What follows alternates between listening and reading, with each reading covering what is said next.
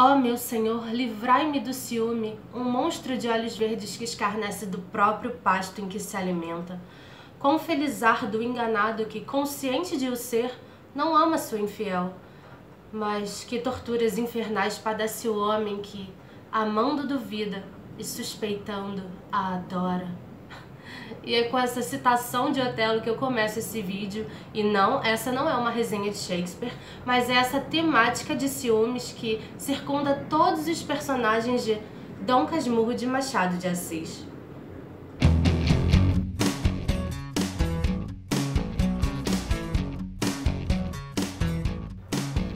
Publicado originalmente em 1899, Dom Casmurro é a obra mais renomada de Machado de Assis e confirma o olhar crítico que o autor tinha sobre a sociedade brasileira. A temática central do livro, como eu já disse na introdução, é o ciúmes, e aqui ele é tratado com maestria, gerando muitas polêmicas em torno de uma das principais personagens femininas da literatura brasileira, Capitu, a mulher dos olhos de ressaca.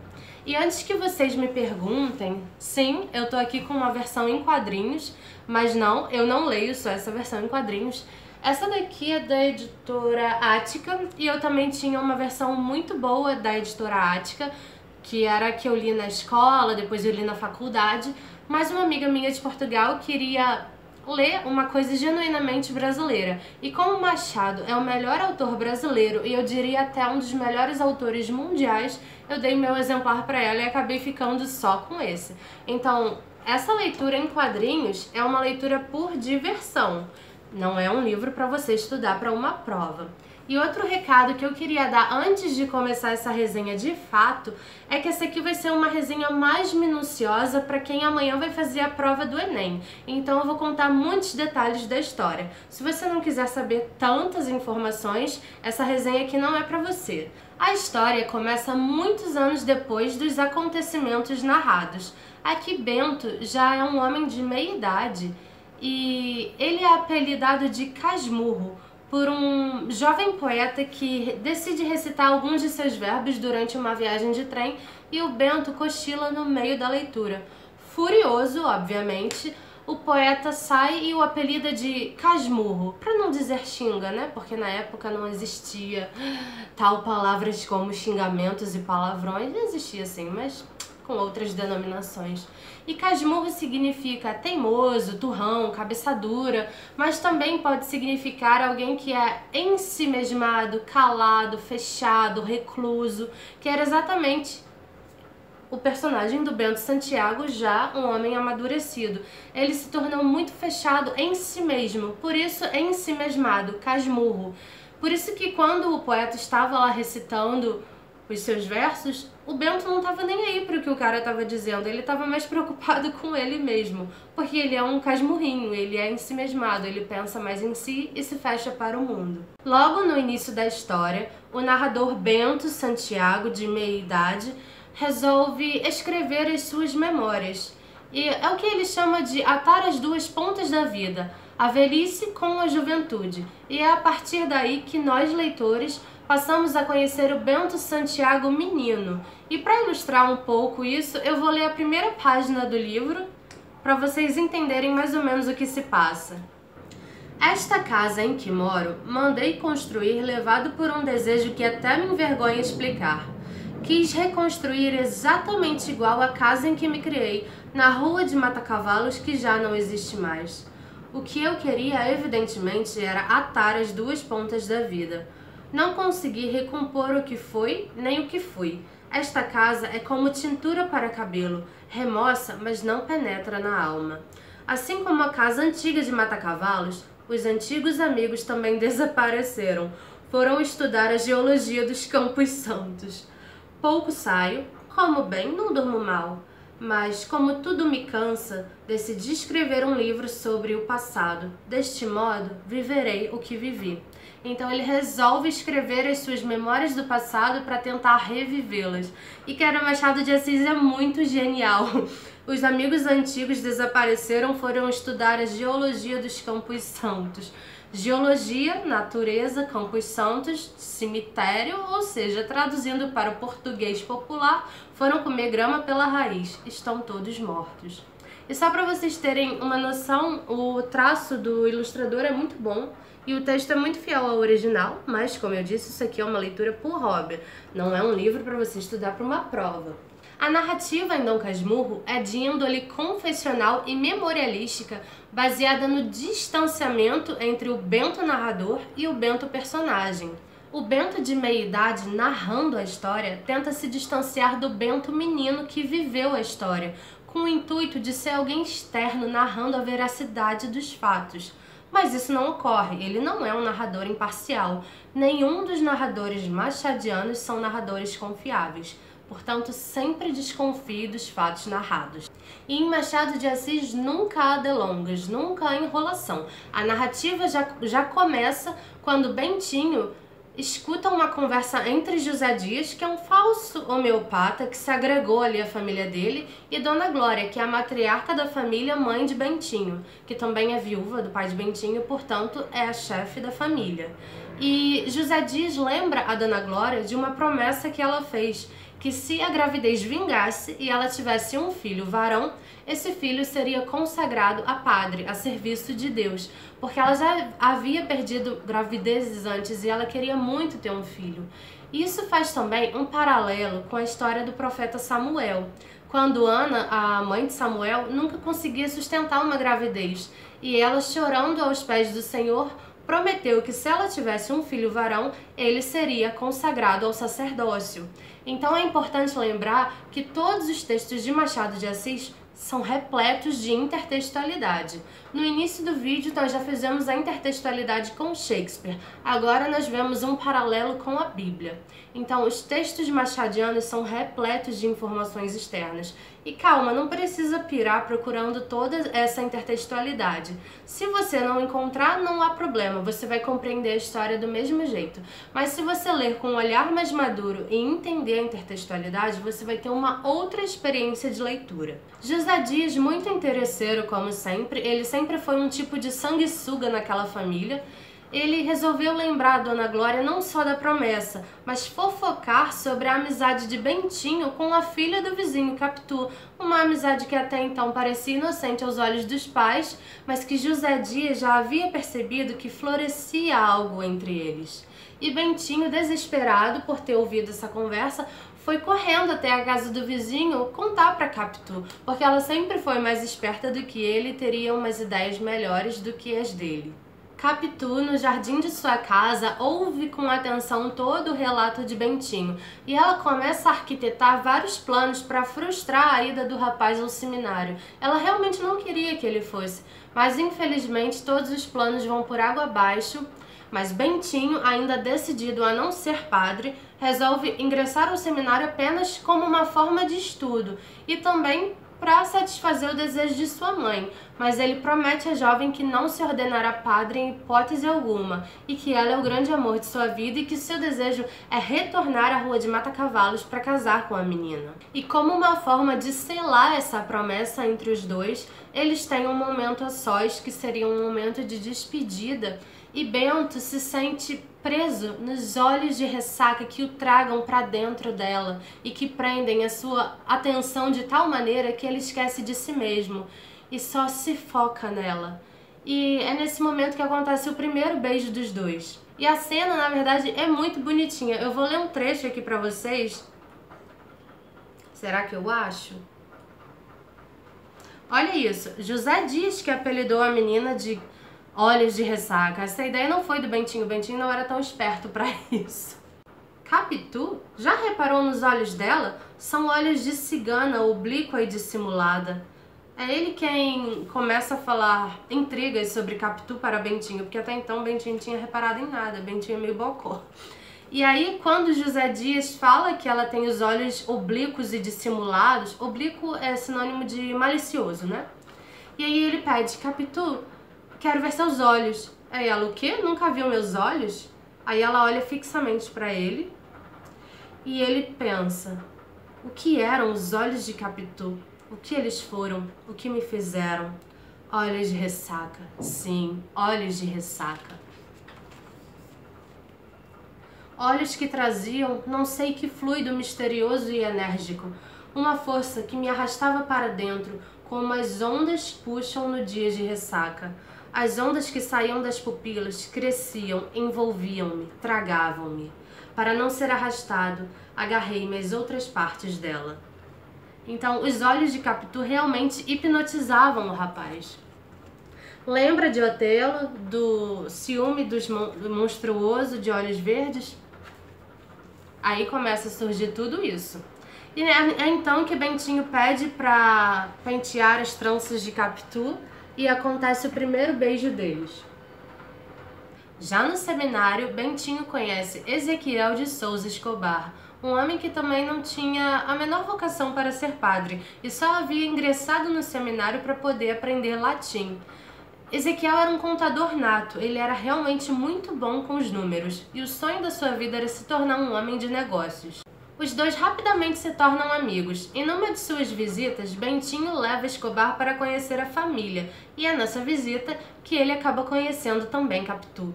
Mas Capitu não é boba, lembre-se o que eu disse no início da resenha, ela era bem esperta, até mais do que Bentinho. Enquanto Bentinho estava no seminário, estudando para ser padre, Capitu estreita relações com Dona Glória, passa a visitar bastante a casa dos Santiago, se torna amiga de Dona Glória e Dona Glória passa a ver a relação do filho com Capitu com bons olhos, já começa até a sonhar com os futuros netos e se arrepende cada vez mais da promessa que havia feito. Entretanto, ainda não encontra nenhuma solução que possa livrar o menino da ordenança de ser padre. Mas é Escobar, que também era esperto, que encontra uma solução. No desespero, Dona Glória havia prometido que se tivesse um filho varão, ordenaria um padre, mas esse padre não precisava ser necessariamente Bento Santiago. Então, no lugar dele, envia-se um escravinho órfão para o seminário e ele sim é ordenado padre. E com isso a dívida está paga e Dona Glória ainda fica com a consciência aliviada por ter ajudado uma pobre criatura. E aí a gente entra numa temática muito difícil. Vocês precisam entender que essa história se passa lá para 1850 e blau. Ainda haviam sim escravos movendo a economia do Brasil, ainda não havia sido assinada a Lei Áurea. E é triste, é vergonhoso, mas era a realidade. Então não pensem em racismo, que Machado era a favor da escravidão. Ao contrário, ele era neto de escravos. Vocês só precisam se focar no contexto da época. E já que agora o menino não precisava mais ser padre, ele resolve estudar direito. Afinal de contas, ele também pode servir a Deus seguindo as leis humanas. E ele vai para São Paulo estudar direito no Largo de São Francisco e fica lá por 4 anos até se formar bacharel em direito Dr. Bento Santiago. E é aí que finalmente ocorre o casamento tão esperado do século. Bentinho e Capitu se casam. E a princípio os pombinhos são um duo perfeito. Mas não se engane, queridos, esse aqui não é um livro do romantismo. Machado de Assis representa ali a ruptura entre o romantismo e o realismo. Então, não teremos um felizes para sempre aqui. E a felicidade deles começa a ruir quando Capitu simplesmente não consegue engravidar e demora bastante para ter um filho. Escobar, por sua vez, casa-se com Sancha, uma amiga do colégio de Capitu. E eles não têm nenhum problema para ter filhos, ao contrário, tem uma menina muito bonita e dão a ela o nome de Capitulina, como uma homenagem à amiga Capitu. Só anos depois que Bentinho e Capitu conseguem ter um filho varão, e dão a ele o nome de Ezequiel, como uma forma de retribuir a homenagem. E é desde o casamento que os dois casais passam a conviver bastante juntos. E numa olhada dela ali, uma olhada dela aqui, um pouco movido pelos ciúmes, pela desconfiança, Bentinho começa a reparar semelhanças entre seu amigo Escobar e seu filho Ezequiel, e aí ele começa a ficar com a pulga atrás da orelha. Mas, numa de suas aventuras na praia, Escobar, que era um excelente nadador, era tipo César Cielo da época, acaba morrendo afogado num mar em ressaca. E é no velório do amigo que Bentinho percebe que Capitu chora diante do caixão do defunto. Isso, meu Deus, é inadmissível, minha mulher está chorando por outro homem. Porque sim, um velório certamente é um ambiente muito feliz em que a gente dá risadas em vez de sorrir. Só um homem lunático para não entender que a tristeza abala um funeral e que é normal chorar. Mas não, Bento Santiago não vê aquelas lágrimas com bons olhos. E é justamente esse funeral o divisor de águas, tanto no casamento de Bento e Capitu, quanto na vida de Bento Santiago como um todo. Dali por diante é só ladeira abaixo. Para Bentinho, Capitu ter chorado no funeral do amigo era algo inadmissível e prova suficiente de seu adultério. A cada dia que passa, ele passa a ver mais semelhanças entre seu filho Ezequiel e seu amigo falecido Escobar. Para ele, tá mais do que certo que aquela criança não é filha dele.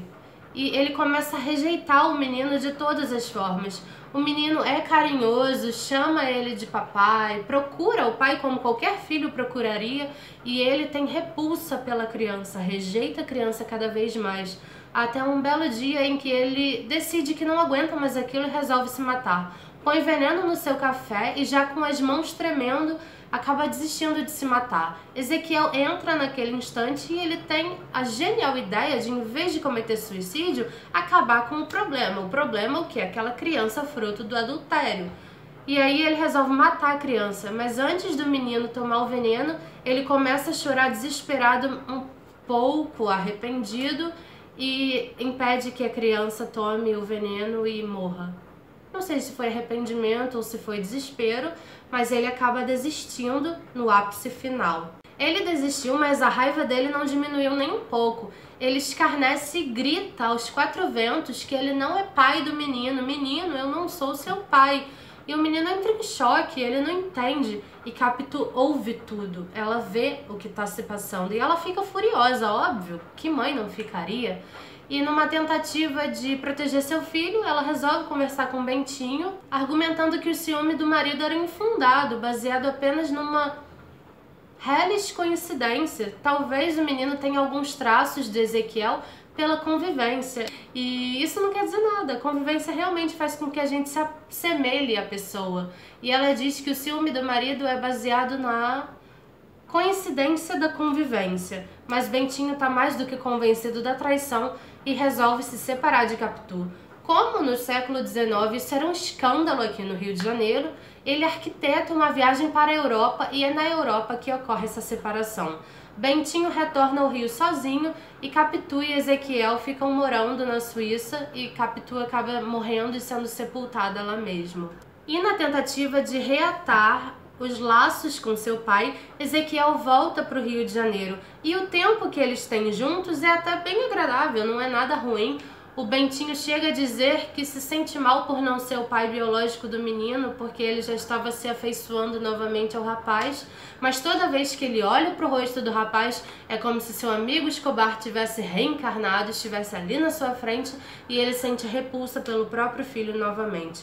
Ele tem absoluta certeza da traição da mulher baseada na coincidência.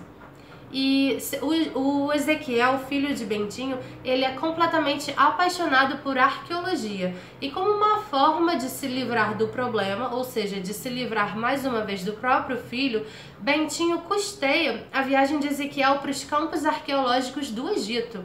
E o garoto fica extremamente grato e feliz, né? Quem tem alma de arqueólogo sabe o quanto é importante viajar para essas sociedades antigas.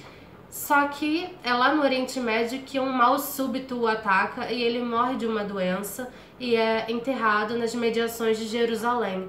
A história desse menino foi trágica do início ao fim. Se bem que, vamos tentar olhar pelo lado positivo, não é nada ruim ser sepultado em Jerusalém alguém que tem a alma de um arqueólogo, não é verdade? Pelo menos ele morreu fazendo o que ele gostava.